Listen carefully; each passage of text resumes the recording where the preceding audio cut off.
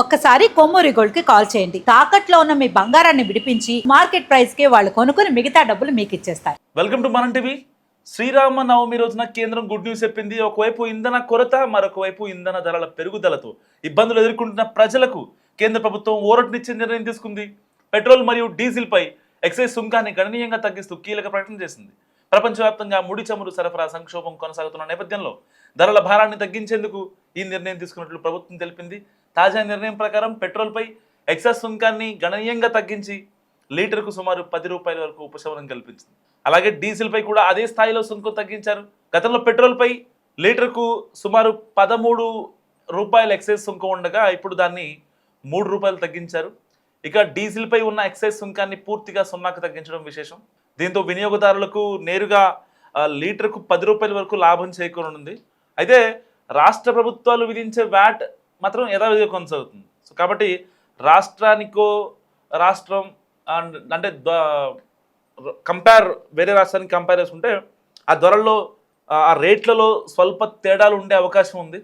అదేంటి 10 రూపాయలు తగ్గించారు కదా, మరి ఇక్కడ యాస్టీస్గా హైదరాబాద్లో 107 ఉంటే 97కి రావాలి అని చెప్పి ఉండదు అనమాట. సో సపరేట్ స్టేట్ని బట్టి ఉంటుంది.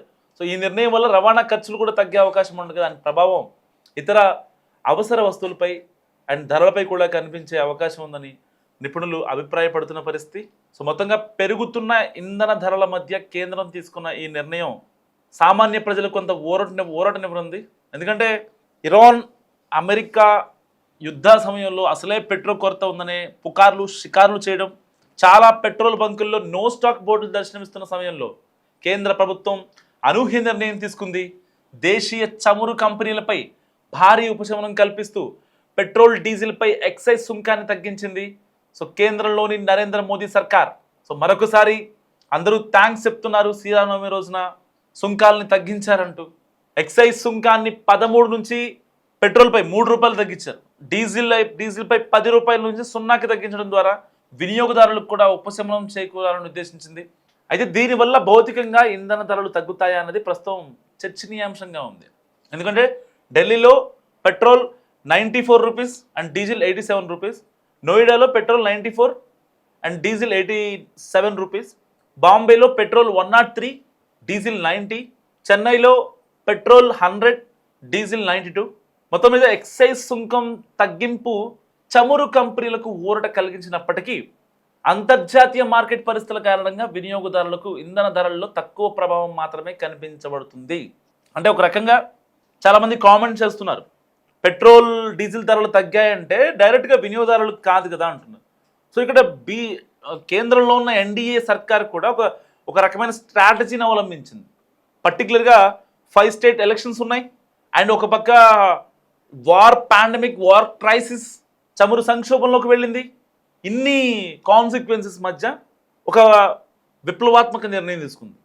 అటు ఎన్డీఏకి యూజ్ అయ్యేలాగా, ఇటు చమురు కంపెనీలు కాస్త ఊరటనిచ్చేలాగా. కానీ వాస్తవానికి ఇక్కడ చేయాల్సిందంటే ప్రజల్లో వ్యక్తమవుతున్న సిచ్యువేషన్ ఏంటంటే చమురు కంపెనీలకి తగ్గించిన అట్లీస్ట్ ఒక 70% వాళ్ళు తగ్గించిన 30% ఏదైతే ఉందో అది ప్రజల మీద భారం పడకుండా ఉంటే చాలా బాగుండేది అనేది చాలా మందిలో వ్యక్తమవుతున్న ప్రశ్న. సో ప్రస్తుతం ఇరాన్ ఇజ్రాయెల్ యుద్ధ కారణంగా ప్రపంచ ఇంధన మార్కెట్ అతలాకుతలమవుతుంది. హార్మోజ్ జలసంధి గుండా రవాణా నిలిచిపోవడంతో అంతర్జాతీయ మార్కెట్లో ముడి చమురు ధర కేవలం నెల రోజుల్లోనే బ్యారెల్కు $70 నుంచి $122 చేరుకుంది. దీని ప్రభావంతో ఆఫ్రికా, ఐరోపా చాలా దేశాలపైన ఎఫెక్ట్ పడుతోంది. పర్టికులర్గా ఇండియాపై చమురు సంక్షోభం చాలా గట్టిగా కనిపిస్తుంది. గడిచిన వారం రోజులుగా మనం గమనిస్తున్నాం, చాలా ఇబ్బంది పడుతుంది సిచ్యువేషన్. ఇటు డీజిల్ రేట్లు పెరుగుతాయనే భయం, చమురు ఎక్కడ రాదో అన్న దీనన్నిటి వల్ల సామాన్యులు ఒక్కసారిగా పెట్రోల్ బంకుల దగ్గరికి వచ్చి అందరూ గుమికూడిపోయారు. ఎక్కడ మళ్ళీ మనకు ఉండదేమో పెట్రోల్ అని చెప్పి.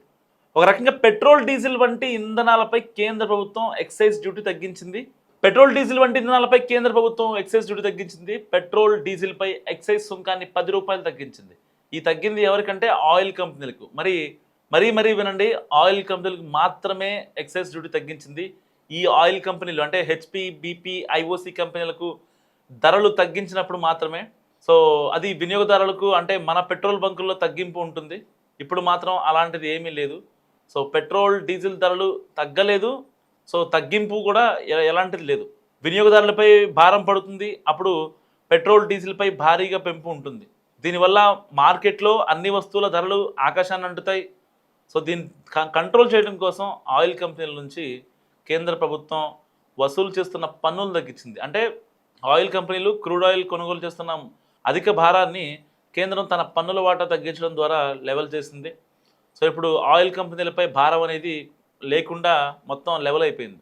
అంతర్జాతీయంగా క్రూడ్ ఆయిల్ ధరలు ఆకాశాన్ని తాకిన వేళ భారత ప్రభుత్వం పెట్రోల్ డీజిల్పై ఎక్సైజ్ సుంకాన్ని భారీగా తగ్గిస్తూ తీసుకున్న నిర్ణయం ఇప్పుడు దేశవ్యాప్తంగా చర్చనీయాంశమైంది. అయితే ఈ పన్ను తగ్గింపు వల్ల సామాన్యుడికి బంకుల్లో రేట్లు తగ్గుతాయా లేక ఈ ఉపశమనం కేవలం ఆయిల్ కంపెనీలకేనా అన్న సందేహాలు సామాన్యులు వ్యక్తమవుతున్నాయి. వాస్తవానికి కేంద్రం తీసుకున్న ఈ సాహసోపేత నిర్ణయం వెనుక ఉన్న ప్రధాన ఉద్దేశం పెట్రోల్ ధరను తగ్గించడం కంటే పెరగకుండా అడ్డుకట్ట వేయడమే. సరే, వాస్తవానికి ఇక్కడ చమురు కంపెనీలకు న్యాయం చేశారా లేకపోతే ఇంకెవరికి న్యాయం చేశారా అనేది పక్కన పెడితే హార్మూజ్ జలసంధి ద్వారా ఏదైతే ఇరాన్ ఇజ్రాయెల్ వార్ ఎఫెక్ట్ ఉందో సో దానివల్ల ఆ రవాణా నిలిచిపోవడంతో అంతర్జాతీయ మార్కెట్లో ముడి చమురు ధర కేవలం నెల రోజుల్లోనే బ్యారెల్కు $70 నుంచి $122 చేరింది. సో దీని ప్రభావంతో ఆఫ్రికా, ఐరోపా, ఆగ్నేయాసియా దేశాల్లో పెట్రోల్ ధరలు 30 నుంచి 50% వరకు వెంటనే పెరిగాయి. సో ఈ గ్లోబల్ సంక్షోభం భారత్పై పడకుండా ఉండాలంటే ప్రభుత్వం ముందు 2 మార్గాలు ఉన్నాయి. ఒకటి, ఇతర దేశాల నుంచి మాదిరిగా లీటర్ ధరను భారీగా పెంచి ప్రజలపై భారం వేయడం.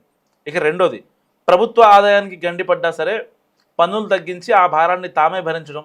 సో వీటిలో మోడీ ప్రభుత్వం రెండో మార్గాన్ని ఎంచుకుంది. సో ప్రభుత్వ తాజా ఆదేశాల ప్రకారం పెట్రోల్పై ఎక్సైజ్ సుంకాన్ని లీటర్కు 13 నుంచి $3 అండ్ డీజిల్పై $10 నుంచి 0 తగ్గించారు. ఈ భారీ తగ్గింపు వల్ల ప్రజలకు నేరుగా బంకుల్లో ధరలు తగ్గవు. ఎందుకంటే అంతర్జాతీయంగా ధరలు పెరగడం అనేది మనం చూస్తున్నాం. వీటి వల్ల అంతర్జాతీయంగా ధరలు పెరగడం వల్ల భారతీయ ఆయిల్ కంపెనీలు ప్రస్తుతం పెట్రోల్పై లీటర్కు $24, డీజిల్పై $30 చొప్పున భారీ నష్టాలు వస్తున్నాయి. సో కేంద్రం ప్రకటించిన పన్ను రాయితీలతో ఆయిల్ కంపెనీలు నష్టాలను పూడ్చుకొని ఉన్నాయి. ఒకవేళ ప్రభుత్వం ఆ పన్నులను తగ్గించకపోయి ఉంటే ఆయిల్ కంపెనీలు తమ నష్టాలను పూడ్చుకోవడానికి రీటైల్ ధరలను భారీగా పెంచాల్సి వచ్చేది. అంటే ఈ పన్ను తగ్గింపు వల్ల సామాన్యుడికి ధర తగ్గకపోయినా పెరగకుండా రక్షణ కవచంలా మారనుంది. సో దేశీయ అవసరాలను పక్కన పెట్టి విదేశాలకు ఇంధనాన్ని ఎగుమతి చేసే రిఫైనరీలపై ప్రభుత్వం ఎగుమతి పన్ను విధించింది. తద్వారా దేశంలో ఇంధన లభ్యత తగ్గకుండా జాగ్రత్త పడింది. మొత్తానికి కేంద్ర ప్రభుత్వం తన పన్ను ఆదాయాన్ని వదులుకొని ఆయిల్ కంపెనీల నష్టాన్ని భారాన్ని తగ్గించేందుకు ప్రస్తుతం ఎక్సైజ్ డ్యూటీ తగ్గింపు నిర్ణయం తీసుకుంది. ఫలితంగా ప్రపంచవ్యాప్తంగా ఇంధన ధరలు మండిపోతున్న భారత్లోని వినియోగదారుడు ఆ తీవ్రతకు గురి కాకుండా స్థిరమైన ధరల వద్ద ఇంధనాన్ని పొందే అవకాశం కలిగింది. సో పెట్రోల్ బంకుల్లో ఇప్పుడున్న రేట్లే కొనసాగుతాయి, కానీ కేంద్రం ప్రకటించిన ఆ పన్ను రాయితీ అయితే ఉంటుందో అది సామాన్య వాహనదారులకు వర్తించదు. సో ఇది అందరూ తెలుసుకోవాల్సిన విషయం.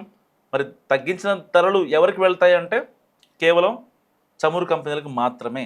కానీ ఇక్కడ ఈ సంక్షోభం వేళ, ఇటు ఇంధన కొరత వేళ సామాన్యుడికి కనీసం ఒక 30%, 70% చమురు కంపెనీలకు న్యాయం చేసిన, లేదంటే 50% చమురు కంపెనీలకు న్యాయం చేసిన, కనీసం ఒక 50% to 30% అయినా సరే న్యాయం చేస్తే బాగుండేది అనేది ఒక సామాన్యుడి వర్షన్.